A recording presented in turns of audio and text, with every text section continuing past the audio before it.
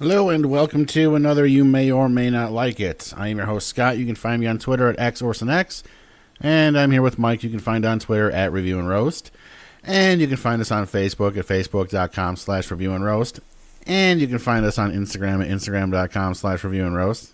And I could probably do this all day, so why don't you just go ahead and Google Review and Roast and or Comic Roast, and you'll find all kinds of good stuff. Hashtag Review and Roast. Hashtag no one asked you. Ooh. See if we can get that trending. Anywho, today we are here to talk to you about Season 2 of Jessica Jones, which at this point has been out A minute. for a little of about 5 weeks. We finished it a while back, but we just haven't had time to sit down and talk.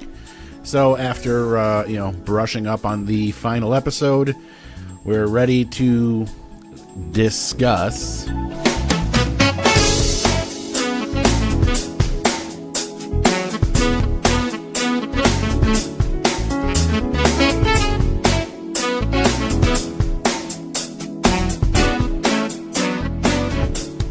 So last season ended off with Jessica ending Kilgrave, or ending their relationship, so to speak. Mm-hmm.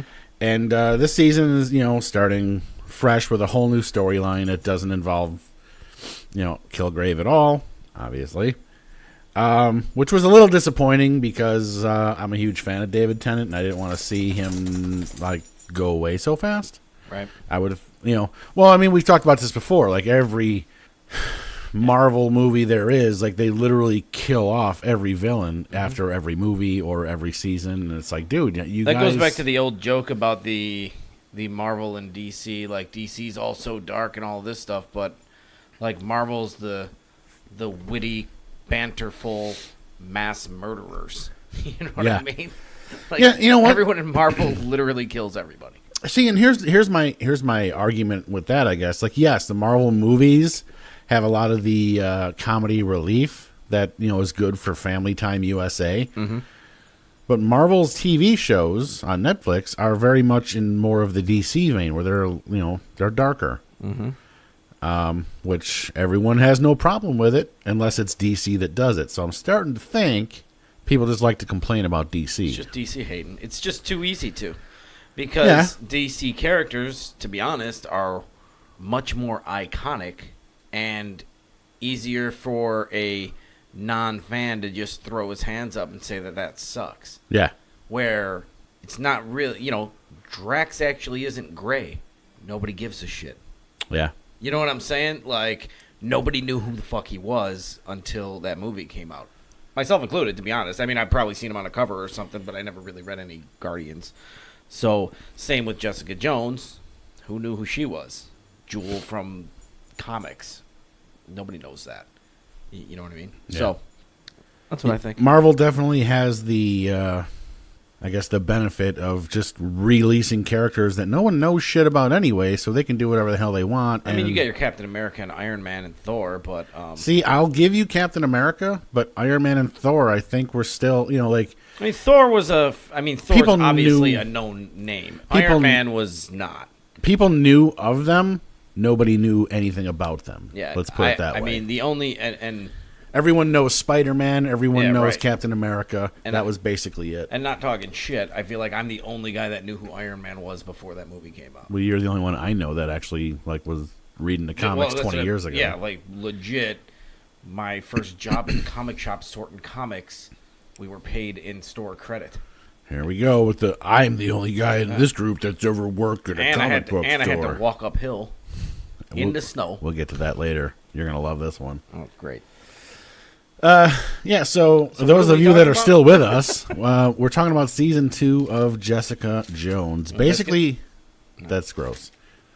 The whole season kind of revolves around trying to figure out Jessica's origins through the... Inadvertently. Yeah. Because she doesn't want to. Right, she doesn't care, but Trish stumbles onto some files for IGH, which is the quote-unquote medical research facility that had a hand in quote-unquote creating Jessica Jones. Mm-hmm. And there may be others. And yes, there may be others, which we're obviously going to get to in a short bit here. So at this point, you still have, Malcolm is, the recovering.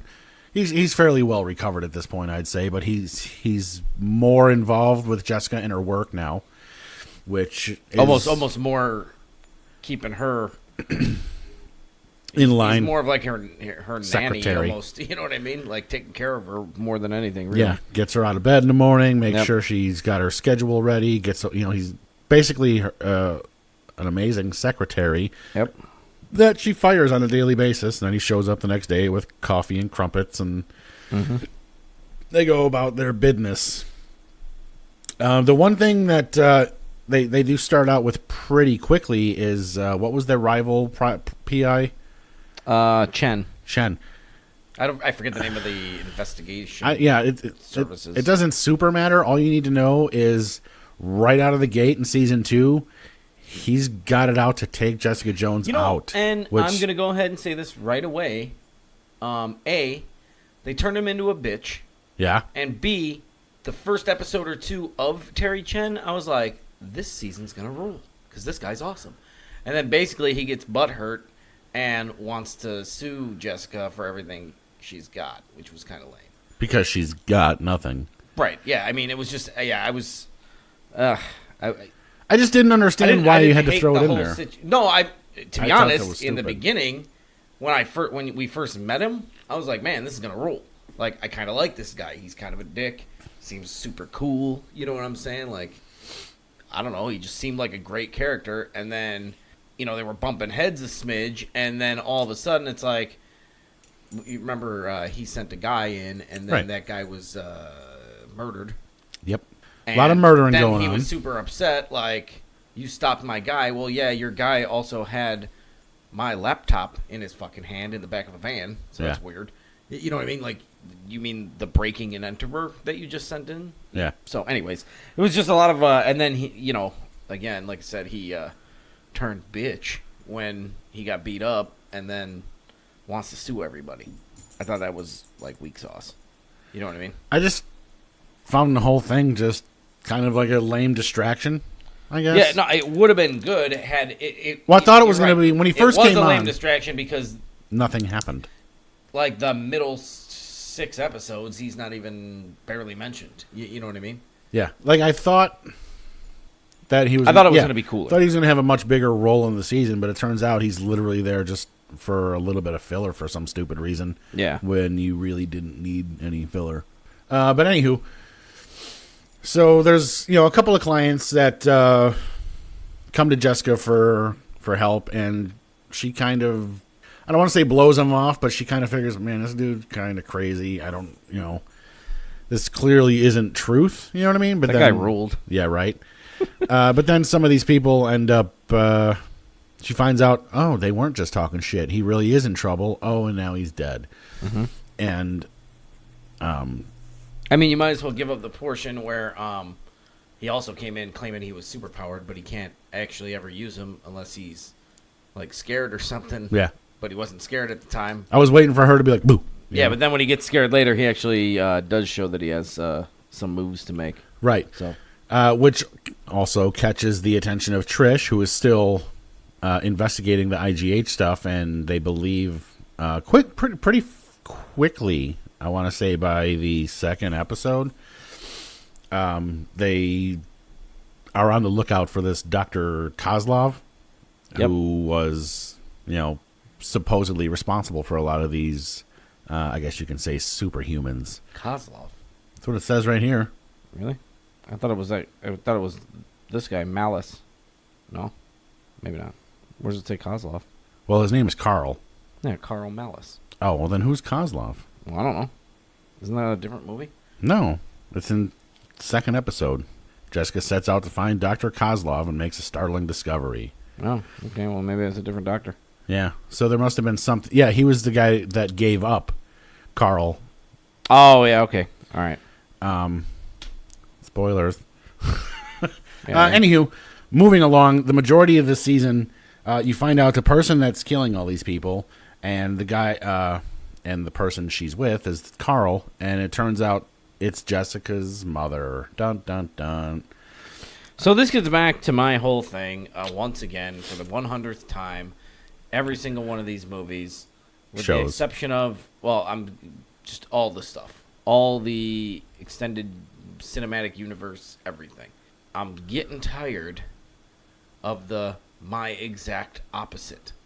You know what I mean? Like, and Killmonger was the same. I mean, he was great. Don't get me wrong. But it's a dude with the exact same powers as Black Panther. You know what I mean? Like, all of these movies and shows and everything, like the first season of this series, you had Kilgrave, who is it's a totally different entity, so it was an interesting battle of, let's just call it Brain versus the Brawn. Yeah. You know what I mean? Where it's like, or like in the latest Spider-Man, you got the Vulture. You know what I mean? Spider-Man normally has many. I mean, until Venom came along, he didn't have an exact opposite. Correct. You know what I mean? Yin and yang, so to speak. Yeah. So, and now it's like every single thing, like Winter Soldier. That's weird. Yeah. You know what I mean? Like, and I get it. Like, Winter Soldier's the greatest movie of all time.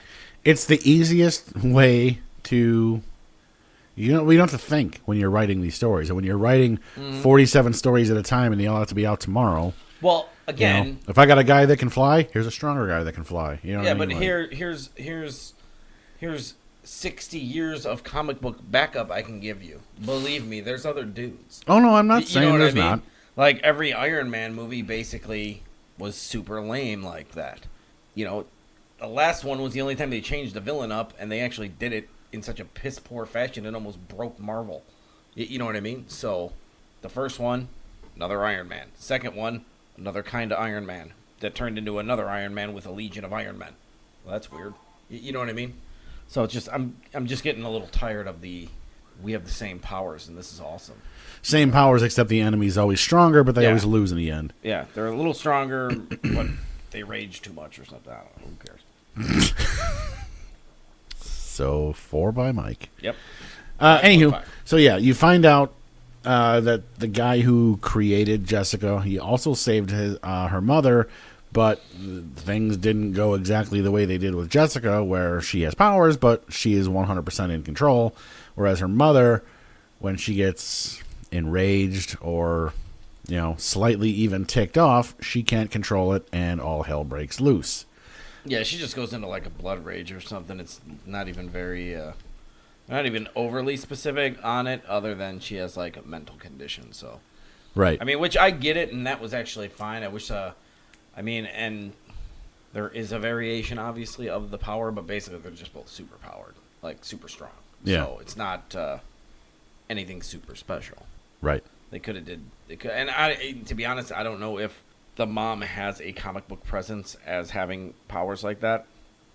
To be honest, I sort of doubt it, but maybe. And maybe they pulled that right out of a comic book. I don't know. Yeah, who knows? So, yep. And I'm not saying that all. In every comic book character has their equal in almost every scenario. But again, there's like so many different villains to pull from. You know what I mean? Like, I don't want to just keep seeing two guys shooting webs at each other or what have you. You right. know, it gets a little stale. That's all. I mean, this show was more of there was more of a story going on, so it wasn't just about the particular, two broads punching each other in the face. You know what I mean? So that worked out good. Even though they both punch each other in the face like once or twice. Yeah, they do. So. Well, since we're, I guess, on the subject of mom, I found Kozlov, by the way. I will start off with saying that when they first brought her out and she was like murdering people and running around beating everything up, I was like super like they casted this so wrong because this woman cannot fucking throw a punch to save her life. But a few episodes later, I'm just thinking, I'm like, you know what? She's not supposed to be able to throw a punch. She's just a fucking mom. You know what I mean? Yeah. She's not trained, so okay. Now, okay, I kind of like this lady. You know what I mean? It really does. At first, I was like, Jesus Christ, she's such a mom. Yeah. But then at the end, I'm like, oh my God, it's because she is nothing but a mom. Right. She's supposed to have no idea what she's basically A, capable of, and B, how to really utilize stuff. Yeah. You know what I Yeah. mean? It's not like she's, I mean, can't expect her to do a roundhouse. You know Right, what I mean? exactly. But when I they know you first wanted her to. exactly, well, that's how they always have it. Where like, oh, this guy's super badass, and he whips out like a fucking triple indie fucking Yeah, roundhouse. right. But she like throws a punch like a girl. You know what I Right. mean? She runs like a girl, and that's what I love about Jessica too, is because she's kind of the same way. Oh, yeah. You know what I mean? Like she doesn't. Kind of funny, but I mean, they're never properly trained in any kind of combat. So after a couple of episodes, I'm like, yeah, I'm being too critical here. This is ridiculous. She's supposed to be a mom, and in the mom sense, she's doing pretty fucking good. Okay. And speaking of moms, you were mentioning in the final episode that like they pretty much crushed the casting with Trish's mom because she is so much the like Ugh. I'm living, my Yeah. crushed dreams through my daughter. Yep. Oh my God, She's so good, and I mean, it's like Joffrey in Game of Thrones. Like everybody, that's like the most universally hated character in anything that there ever was. But that's because he's fantastic. Right? Yeah. As much as I don't want to admit it, and in this show, you literally want to slap the shit out of Rebecca De Mornay. Yep. But that's because she's so perfect. And I don't know if, like, I don't know, but she is honestly, like, just nails it every time she opens her big mouth. Yep. You know what I mean? Like, she's just got something stupid to say that is just ignorant, overprotective, and insulting all at the same time. Like, I don't know. Pretty much. And Trish, I love her. Yeah, I mean she was good in season 1. I'm not trying to say she wasn't, but in season 2, wow. I mean, I don't know. I feel like she was. I don't want to say like the star or whatever, but she really kind of broke through a little bit in this season, and I don't want to give away all of the reasons why, but Well, see, and I thought in the first season, she went through that I'm a victim, I'm going to train myself scenario. Yep. And I thought that that's how she was going to get into her final form. You know what I mean? So it's actually this season that got her to which will be her final form. next season, Hopefully for season 3, which hopefully doesn't take as many years as it took for season 2. But I don't know if they're going to do another Defender season or what they're going to do. Yeah. Because that's basically what held up Jessica Jones. Oh, was yeah. Defenders, Iron Fist, Luke Cage, all of those things happened in the meantime. I wonder if they're going to do another Luke Cage and or Iron Fist. I need another Luke Cage season. I would in my like life. one, yeah. Actually, The only to be problem honest, is they I- killed what's his face. Oh yeah, good old what's his face? Yeah, he was dope. He was. Everyone knows who I'm talking about. Yep. Because he was the star of that show. Yeah, no, I mean the guy that plays Luke Cage, what's his name? Michael Coltier. Coltier. He's actually awesome. Sweet Christmas. The whole the whole what's it called? Iron Fist thing sort of started to grow on me. I wouldn't mind another season just so I could see. You know what I'm saying? Like I didn't love the first season. I didn't hate the first season, but I liked him in Defenders. So I'd like another season of everything. The best part about Defenders was him and Luke Cage fighting each other all the time. It was actually pretty good. So anywho, we can move on to, I guess, the mad scientist, waha, Dr. Carl Malice, who is played by Callum Keith Renee. Is that right? Yeah, Renee? he's awesome, and you'd recognize him. 100% you'll recognize him. And every time he's done something, I'm like, dude, this guy needs to be in more stuff. Yeah, And he really does. He's actually pretty good. He generally is in a lot of stuff, but he was big. And if you remember, if anyone's watched the show Californication, he Yep. was the rock star or whatever that Loved him in they that. always hung. Oh, he was the best. Yeah, he ruled. Apparently, he's in The Man in the High Castle, but I can't place him in that right now. But no one else has watched that but me, so I watched a couple episodes and I sort of trailed off. So yeah, there's some other things going on in the episode. Or in the season. I don't think we need to like get into the whole Carrie Ann Moss side story. no. Although it is a little interesting, but It's noteworthy because it gets basically Malcolm ends up sort of branching on his own when Jessica goes on her like vendetta, and Carrie Ann Moss has a lot of things going on in her life, and it affords Malcolm the opportunity to prove his worth Yeah. in the PI biz, and so in that aspect, it's a huge part of the story. Also, Jessica has a new building superintendent. I forget his name as well. What was it? Oscar. And they have a friendly relationship. Well, not so friendly relationship. And that's noteworthy as well. Simpson comes back. That's also noteworthy as well. Yes. Because they actually, when the mom's running around town, they thought it was him for a hot second. You know what I mean? Yep. So, and that's noteworthy because the formula he was using on himself to keep himself up, Trish started using to build herself so she could be a stronger, superhuman to some degree. And her relationship with Malcolm, then there really was a lot of stuff going on in this season. So it's too many things to talk about. Plus, we don't want to give a ton of stuff away. And it's fleshed out pretty well, though. So it's to be honest, this isn't anywhere near as like action packed as The Punisher, which we're season 2 of that while we're talking, or Daredevil, being the more action packed of the series, I believe. Yeah, this Luke Cage that had this some action, and to be honest, Iron Fist had some action. To be honest, the action in Iron Fist was sort of, whatever. But this one is not as action packed as you would think. No. So, but the story keeps you into it. She's a drunken private eye. You know what I mean? Like, she's not a superhero. Whereas Daredevil, he's a superhero. Yeah, he's out doing stuff. He's going to be fighting. You know what I mean?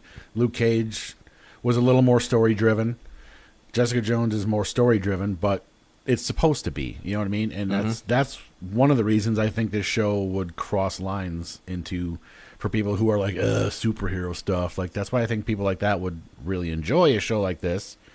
I just think it crosses lines and brings people together. Although I will say, and like I said, I don't want to give away a ton of shit about the season because I do want you to discover a lot of it on your own. But I will, if, unless, of course, you have zero soul, you'll probably spend a lot of the season like I was going, Jesus Christ, how much shit can they put this girl through before she just fucking snaps? Because let me tell you, they fucking run Jessica Jones through the ringer in just about every episode. And it's like, dude, any normal person would have been curled up in the fetus position a long fucking time ago. No, that's actually for sure. And you genuinely start to feel bad, like, holy shit, man, like... Yeah, can't this bitch catch a break? Right? It's fucking brutal, but... Like a blow around here. Right. It's written so well. And it's really, once you get past the fact that her mom is supposed to just be a mom and she's not supposed to know how to fight, like idiots like me who are like, she can't throw a punch. Yeah, honestly, I was kind of fine with it from the very beginning, and only because it wasn't that I thought she couldn't throw a punch, but it was like I said, she's more just like Frankenstein. Frankenstein can't fight. She's not supposed to be a villain. Frankenstein wasn't a kung fu master. He's just a big lumbering goofball that, cracks skulls.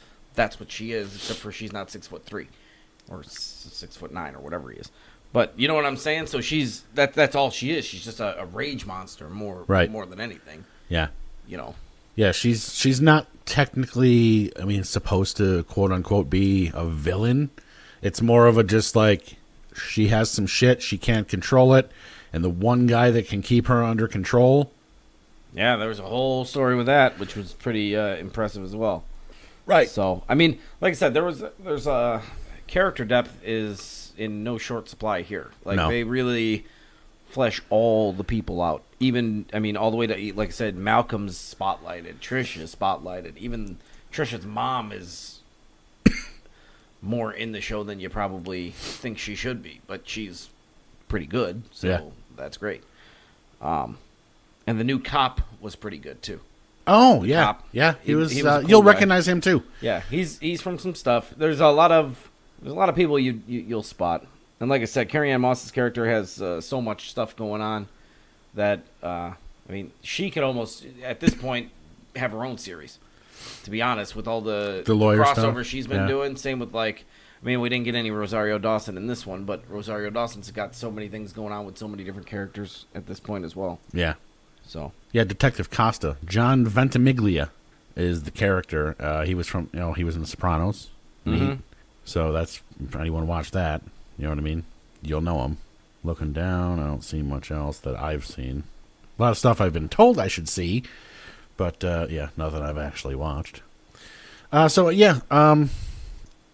really don't want to say much else. I mean, we kind of covered all the touched most of the bases. I don't want to say much else other than the fact that I don't know if I could have enjoyed it more. I mean, it's pretty spot on. Blew through it pretty quickly, and I am happy. And I will even score it right now, and I'll score it. I'm gonna give it 8.5. Like I really enjoyed it. I don't remember what I gave the first season, but when you watch them put her through the ringer, and then like all the side stories that they literally flesh out a lot of characters in this season, and I think they did a great job doing it. So I think I am an 8, actually. is that a question or? Yep, 8 for me. Well, there you have it. Season 2 of Jessica Jones, a nice rounded out 16.5 out of 20. Right? Sounds even lower now. I know, it's because you fucked it up. No, but Well, that's why I keep talking about the 10 scale. If we'd have both gave it 4 out of 5, everyone would be like, whoa. right. So you say like 8 out of 10. Meh. You know what I mean? 16 out of 20. Right. No, yeah, it's definitely, if you like the first season, there's no reason you won't like this season. And I don't know if anyone's paying attention, but they have been, they announced season 3 like a week ago, so yay. That's going to happen. So Did they say when it's coming out? They didn't give any info? everybody on the Twittens or Instagrams were like, hey, hopefully it doesn't take another fucking year and a half or whatever. Everyone was kind of talking shit about that, but I mean, everyone seems to like the show, so I mean, if you don't, there must be something wrong with you. I'm trying to think if that guy's... I was just looking it up to see if he is Milo Ventimiglia's dad. It's spelled the exact same way. We'll talk about that later because we'll be talking about Milo in our C2E2 podcast coming up. Which actually is coming out before this, so if you've already listened to that, you already know the answer to this. Snap. What? That's how time travel works, ladies and gents. Welcome to the future, motherfuckers. I wish I could have ended it there, but I still got to do my run out. So, anyway, you can find me on Twitter at XOrsoNext. You can find Mike at Review and Roast. You can find all of our stuff at reviewandroast.com or comicroast.com for all the podcasts. And you can find us on Facebook, facebook.com/reviewandroast. And I don't think we got anything special coming up. We might be doing some mini micro cons, so we'll keep you posted if we do that. But if not, have a good week.